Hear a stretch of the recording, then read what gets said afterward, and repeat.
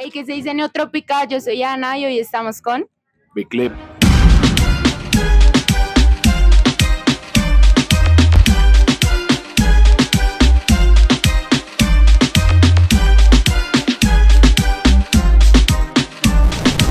¿Cómo definirías la grasa? Yo creo que la grasa es una manera como subjetiva de nombrar la esencia de la música que yo considero que se escapa, digamos, como llámese el algoritmo o llámese a los procesos que la vuelven más light, que la vuelven más suave, que da más allá de géneros, porque puede pasar en cualquier género. Es como hay música que uno subjetivamente siente que tiene más sazón, que es un poquito más grasosa, que es un poquito más, yo diría que como más sentida, básicamente. Entonces, mi manera de asociar todo eso a la grasa desde hace mucho tiempo, pues fue como buscar una forma en la que toda esa mezcolanza de géneros, de ideas, de formas, pues tuviera como un sentido en una palabra y se asociara como algo, porque muchas veces nos denominan de cierta forma y a veces esas denominaciones como latino, vanguardista, o sea, como cosas muy específicas, lo que hacen es reducir como el espectro. Entonces, de alguna manera yo intento escapar un poco a esa idea de reduccionismo y, digamos, ampliar un poquito los horizontes y pues sí, o sea, como que básicamente yo puedo tocar cualquier cosa y ese sería como el filtro, pues que si subjetivamente para mí tiene grasa o no, pues va y se pone o la produzco también en el caso de cuando hago música. ¿Cuál consideras tú que es la relevancia del sound system en la música de gueto? Digamos que el sound system, entendiéndolo más allá como de la cultura, digamos, de un sistema de sonido que proviene pues de un barrio o una cosa así, básicamente siempre ha sido la alternativa más económica o la alternativa como más asequible para que las personas que no tienen tantos recursos puedan tener una fiesta. Así surge el picó en Barranquilla, así surge el sound system en Jamaica, porque básicamente, por lo menos en el caso de Barranquilla, habían, digamos, como orquestas de salón, como de Lucho Bermúdez, de Pacho Balán, y ese tipo de orquesta tocaban en ciertos lugares, pero era para gente pudiente. Entonces, la manera como el barrio encuentra, digamos, como una respuesta a hacer fiestas más masivas, más grandes, digamos, antes, pues, de todos los ensambles, obviamente, de tambores y de cosas que existían, pero digamos que la respuesta a eso es como comunitariamente buscar la forma de tener como sistemas de sonido. Y esos sistemas de sonido, digamos que existen no solamente acá, o sea, existen en India, existen en muchos lugares. Tenemos la fortuna que aparentemente el sistema de sonido colombiano o el sound system colombiano, que es el Picó, es, si no el más antiguo, uno de los más antiguos, y al parecer incluso es más antiguo que el de Jamaica, pero digamos que es un poco la respuesta a la forma como cada comunidad, normalmente con menos recursos, tiene, digamos, la posibilidad de acceder a la fiesta, que es como un espacio de encuentro, de resistencia también. Entonces, digamos que la relación es directa, es como una búsqueda de bienestar o de esparcimiento, y básicamente cuando tú buscas eso, pues digamos que lo encuentras en la manera más fácil o en la manera más asequible para ti. Y digamos que el Picó respondió a eso. Y por eso, digamos, la arquitectura del Picó, en el caso de Colombia, en el caso incluso de Jamaica también, pues es algo más artesanal, porque básicamente es como algo comunitario que se logra para que la fiesta se dé. ¿Cómo fue el proceso de creación del sound system de Paria?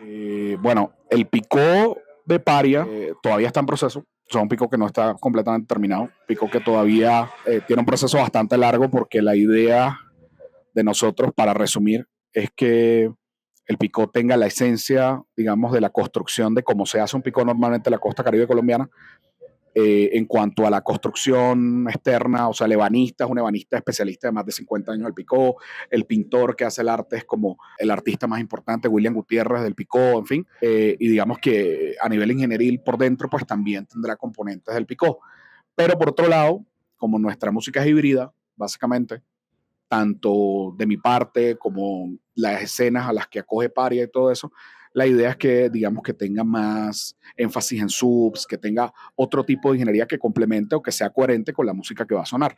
Entonces, todo ese proceso conlleva a que sea un proceso por fases, El primer proceso, digamos que ha sido autofinanciado. También hicimos como un rave, por llamarlo de alguna manera, en Barranquilla, que ayudó a financiar el proceso. NTS también nos dio support y digamos que difundió el contenido y esperamos a final de este año y principio del otro poder tener el proyecto 100% terminado para tener de alguna manera un sound system. Yo prefiero llamarle pick-up, pues, porque muchas veces el término sound system lo asocian a Jamaica, pero en realidad es un término de sistema de sonido, básicamente.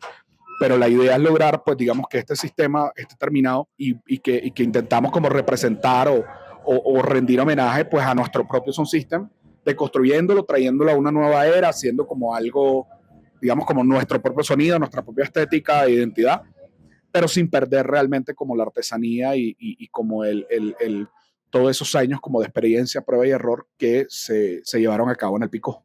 Ustedes llevaron su pico de gira, ¿cómo fue llevar la cultura caribeña alrededor del mundo y cómo fue el recibimiento del público? Bueno, el Picó como tal no fue de gira con nosotros. El Picó sí estuvo en Barranquilla y porque nació allá el año pasado.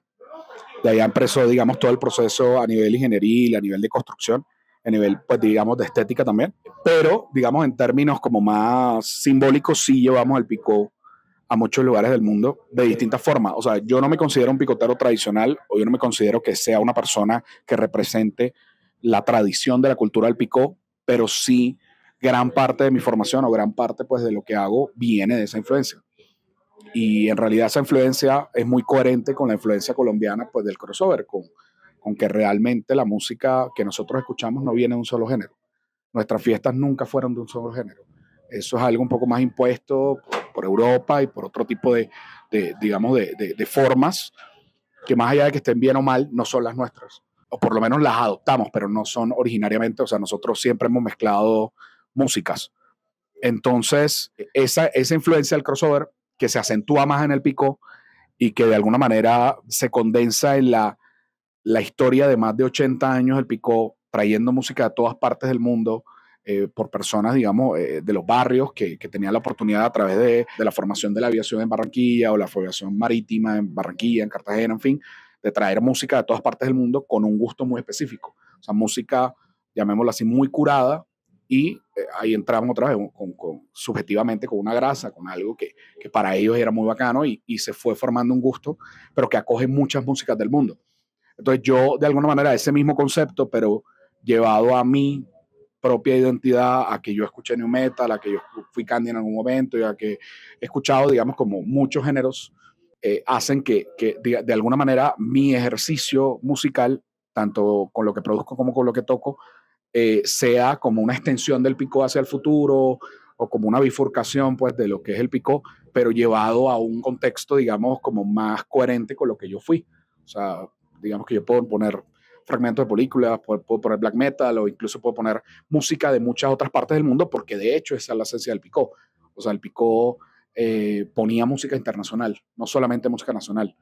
O sea, el picó sonaba música alemana, en el picó sonaba música africana, en el picó sonaba música disco, sonó hasta dub, sonó techno también. Entonces, de alguna manera yo llevo a ese concepto y subjetivamente hablando, esa sería la representación del picó, en mi caso, que es como llevarlo a otro contexto desde mi propia experiencia y a su vez como hablar mucho de él y que la gente entienda la complejidad y pues digamos que también he intentado como hacer documentales, salió uno con Boiler Room el año pasado, que fue un documental corto pero conciso tratando digamos como exponer un poco más la complejidad de lo que es el picó. ¿Cómo se construyó la estética de Paria y cuál es el concepto detrás? A ver, la estética de Paria viene en realidad de la manera como Paria nace. O sea, se construyó primero la idea del por qué tenía que existir Paria, más allá de que la estética fuera como una construcción en sí misma, como muy pensada. En un momento acá en Bogotá y en muchos lugares que colisionaron, pues como México, Argentina y otros lugares, digamos que había una inquietud de personas, de sonidos, que no tenían, que estaban como huérfanos, básicamente, que no tenían como unas formas y que de alguna manera, cuando uno compara eso y se da cuenta que las personas también sufren exactamente lo mismo, hay colectivos, minorías, poblaciones queer, poblaciones disidentes, así sean privilegiadas, o poblaciones de barrio que tienen carencias, en fin, como que todas esas, digamos, contraposición de disidencias, minorías, en fin, terminan siendo parias. Y paria es una palabra universal en muchos idiomas que agremia un poco ese concepto de ser paria. O sea, ser paria básicamente es ser la persona que está por fuera de la sociedad, o sea, la persona que realmente siempre ha sentido que no encaja 100% en algo mucho más homologado. Entonces, cuando yo encontré que mucha música de la que yo hacía, porque yo de 2010, entre 2005 y 2010, yo empiezo como en 2004 a producir y de 2005 a 2010 mi ejercicio es más comercial. Yo hacía pistas de rap o hice un par de hits de reggaetón o hice cosas así. Pero cuando yo veo que la mayoría de la música que hago no encaja en los parámetros, pues había que crear un canal para poderla difundir, por más pequeño que fuera. Entonces, eso, sumado a la población, que también era como yo, sumado a las estéticas, sumado a todas estas cosas, todo termina siendo paria. O sea, todo termina siendo, más allá de ser exactamente iguales, ¿sí? Porque por lo menos yo no tuve la necesidad, apoyé muchos colectivos queer en Bogotá, fui de las primeras personas que hizo fiestas, un montón de cosas, junto con House of Tupamaras, por ejemplo, luego ya llegó Puti Vuelta, pero nosotros no teníamos que canibalizar otros colectivos o ser, ¿sabes? Disfrazarnos de queer o disfrazarnos de tal, no, cada uno desde su propia orilla y de su propia minoría y su propia esquina, pues, ¿sabes? Se encontraba y se miraba a los ojos y decía, bueno, como que a ambos nos sacan, a ambos nos mandan para el piso de abajo del club, a ambos no nos dejan tocar en X lado, a ambos, ¿sí? Y todas esas miradas, pues, se congregan una sola cosa. Entonces, Paria nació como esa respuesta. Esa es la razón por la cual nosotros lanzamos música, pero no lanzamos tanta, porque realmente la iniciativa de Paria, aparte de que siempre fuimos muy pocos, o sea, en muchos momentos fui yo solo, en otros momentos he tenido colaboradores, hoy en día somos solamente yo y María Moreno como, digamos, integrantes activos y hay colaboradores como Terribano, como Rico, en fin, pero todo responde a la necesidad de tener como un vehículo para conectar las disidencias que a su vez tienen sus propios colectivos. Entonces, por ejemplo, en su momento nosotros hacíamos fiestas, pero nosotros no éramos tan constantes porque hacíamos muchas otras cosas educativas para distintas cosas y realmente quienes hacían más fiestas luego fue por lo menos Puti Vuelta, se enfocó, a pesar de que sacaron música, eran como de los colectivos más importantes haciendo fiestas, entonces Paria le daba support a eso, ¿sí? Porque a la final todos éramos colectivos pares, hermanos, ¿sabes? Como que estábamos ahí alrededor. Entonces, la estética de Paria viene con eso también, ¿sí? Porque de alguna manera la estética de barrio, la estética metalera, la estética de distintos estilos, siempre ha tenido una segregación y siempre ha tenido una exotización, que es lo que nosotros siempre hemos estado en contra. ¿Sí? Porque esta cosa de disfrazarse de pobre, esta cosa de pretender ser algo que no es lo que muchas veces conlleva a que este tipo de cosas no sean, yo no diría que ni siquiera tenidas en cuenta, sino como autoexotizarse o exotizar a una comunidad, lo que hace es precarizarla, ¿sí? Porque se vuelve algo que termina siendo condicionado por la mirada externa. Entonces, como que el europeo tiene que licitar eso. Bueno, entre más latino te veas o más ñero te veas, pues como que está más cool, cuando en realidad es una manifestación que realmente viene de algo, ¿sabes? O sea, si la gente se viste de una manera era porque no tenía el acceso a, y porque uno con lo que puede se decora y eso genera una estética. Todo eso de lo que estoy hablando es lo que genera de una forma indirecta, o sea, ¿sabe? Muchas de las cosas de Paria eran con lápiz, no sé, hicimos un flyer que era de solo joyas, pues porque mi papá tenía un tallercito de joyería y soldaba, entonces para mí era como muy de niño llegar a ese tipo de estéticas, ¿sí? Cami se crió como en todo el contexto de San Andresito, entonces hicimos un bootleg como de las camisetas Philip Plain, cosas así, pero es como algo muy propio.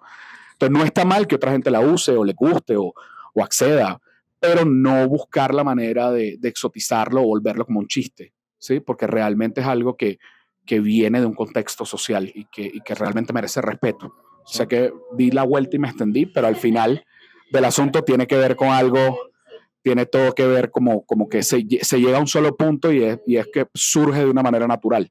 O sea, tanto el nombre como la forma que se da es como una respuesta básicamente yo diría que una de las palabras que a mí más me gusta es el resentimiento, porque es justo eso, es resentir. O sea, cuando tú comienzas a acordarte de lo que fue y esos cruces de emociones te generan una inspiración para algo, ¿sí? La cosa es cómo la canalizas. Hablando un poquito de lo que me comentabas ahorita en la respuesta, ¿crees que la música de gueto debería exportarse a otros contextos o debería más bien mantenerse en su nicho? Yo creo que el asunto no tiene que ver con mantenerla o exportarla. Eso yo creo que sucede de una manera estratégica y a la vez natural. O sea, básicamente en mi caso lo que me ha llegado a viajar pues es el hambre, es buscar. Y creo que tener hambre o progresar o trascender a otras escenas o lo que sea, realmente no hace que la esencia cambie si uno no quiere. Yo creo que el asunto es más que la música debería no tener un condicionamiento, sea de industria, sea de números, sea de pegar, sea de un montón de cosas, porque eso termina matando realmente a la larga las industrias. O sea, en algún momento puedes hacer canciones exitosas. Sí, pueden tener un algoritmo, pueden tener una fórmula, pues, pero esa fórmula va a cansar porque no es completamente genuina. Y los artistas que realmente tienen una trascendencia de cualquier lado, o sea, no sé, Frank Ocean, por un ejemplo, puede durar 7 años sin sacar música, puede darse el lujo de hacer lo que le dé la gana, pero su música tiene tanta trascendencia que vive siempre. O sea, entonces yo creo que no se trata de tenerle miedo a salir o no. Yo creo que el problema es como más condicionarse a pertenecer. Entonces, a veces cuando un rapero surge, pues lo que le pasa es como que se quiere volver como más gomelo o quiere hablar como solamente de su éxito y de las cosas, pero al final del día, realmente lo importante es como mantenerse real, digamos, como keep it real, la realidad tiene que ver con esa, como que ser honesto y en esa honestidad no importa si la música trasciende o no. Yo creo que eso es algo más como de una búsqueda personal y como de realmente pretender que la música sea un sustento, o sea, que la música realmente, sabes, como que puedas vivir de la música, que creo que ese es el sueño de la mayoría de las personas que estamos en esto. Hablando un poco más respecto a la fiesta de aniversario de Paria, ¿por qué pensaste que Skrillex era como la persona adecuada para compartir el show principal contigo? ¿Y cómo hicieron para lograr acomodar los estilos musicales de ambos en un set? Pues, a ver, ¿por qué fue la persona? Porque básicamente lo hablamos hace un año y, y había como una medio promesa de hacerlo. Y aprovechando pues que él venía, era más que lógico, pues, sabes, buscar todas las maneras, por lo menos del lado de Paria y de aliados y aliadas para lograrlo. Y el acomodar la música en realidad no pasó. Ese set no se planeó. Yo puse lo mío, él puso lo de él, fue muy bonito, fue orgánico y de alguna manera mi participación con él, haciendo, digamos, esto que pasó, pero también haciendo música, porque ya nos hemos sentado a hacer música, eh, que honestamente a esos niveles uno no sale si esa música saldrá algún día o no. Pero el solo hecho de estar en estudio y compartir y hacer cosas, creo que la razón principal por la que pasa todo esto es porque es una persona bastante humana, bastante humilde y es una persona 100% musical. Más allá de que a mí me guste toda su música o me guste más lo reciente, ¿sí? Es una persona muy talentosa y es una persona muy humilde. Entonces, todas las veces que compartimos de las maneras que hemos compartido, fueron, ¿sabes? Como muy entrañables, muy simples, muy chéveres, muy horizontales, pues. Entonces eso hace que una persona tan grande, tú pienses como que me quedo bacano darle ese regalo y de alguna manera que esa persona o ese nombre también como ser humano, ¿sí? O sea, no solamente Skrillex, sino Sony como tal, eh, como que se asocia a Paria, o sea, como que pase, porque realmente si es una persona que uno se ve representado, como que dice, lo que realmente le importa por encima de toda su infraestructura es la música. ¿Ya? Y al final en eso estamos todos. ¿Cuáles son los proyectos futuros que se vienen para Biclip y para Paria? No, pues inmediato yo voy a lanzar un álbum. Eso está pendiente desde el año antepasado, de hecho. O sea, de hecho, gran parte de la música que he tocado y que toco y que sale en el boiler, que sale un montón de rato y que no consigue nadie, pues es de mi disco. No es la primera vez que lo hago. Con el proyecto anterior, Bunfulmeque, con otras cosas, yo acostumbraba a tocar mucha música que no había salido y luego de ahí tiene como un medio fetiche picotero ahí como de tener música exclusiva y como que la gente tenga que ir al lugar y escucharla y luego ponerla y luego como sacarla. Eh, Se viene eso, se vienen nuevos lanzamientos de Paria. Nosotros teníamos un buen rato de inactividad que no sacábamos cosas y se vienen varias cosas mías, pero también de otros artistas muy, muy, muy cabrones, o sea, cosas muy chéveres. Eh, y de alguna manera lo que queremos de ahora en adelante, más allá de que nosotros saquemos muchas, o sea, nosotros no pretendemos ser como un sello o una entidad, o en mi caso como alguien demasiado, eh, digamos, como presionado a sacar música todo el tiempo, sino que cuando salga la música sea algo que fluya, que sea honesto, que sea necesario, que uno se sienta bien. Bueno, van a salir mis primeros 3 videos. Yo nunca había hecho un video para mí como tal. Entonces este año también salen. O sea, se vienen cosas pues chéveres. Y la idea, aparte de todo eso, es seguir haciendo cosas en Bogotá, que es mi casa. O sea, yo me crié, nací en Soledad, en Barranquilla, todo bien, y los amo y los adoro, pero Bogotá fue la ciudad que me acogió y en donde pasan muchísimas cosas y donde nos encontramos. Todo eso, ¿sabes? Como donde realmente se pasó algo como un hervidero muy bonito y gracias a ustedes por la invitación, porque al final del día, colectives y personas que están alrededor y todo, son los que mantienen todo esto. O sea, la gente que está haciendo la chamba ahora, que está haciendo fiestas, que está haciendo cosas, no importa si llevan 3 días, 2 días, un mes, un año, no importa. Lo importante es que, sabes, como que según las condiciones lo permitan, puedan continuar y hacer cosas mucho más grandes. O por lo menos, si no son tan grandes, que sean muy de su nicho y que, ¿sí? Porque eso tampoco lo hace bueno, que sea grande o pequeño, no, simplemente como que se queden auténticos, exactamente. Muchas gracias y aguante Recocha Producciones, aguante Paria Records y aguante Neotrópica. ¡Vamos!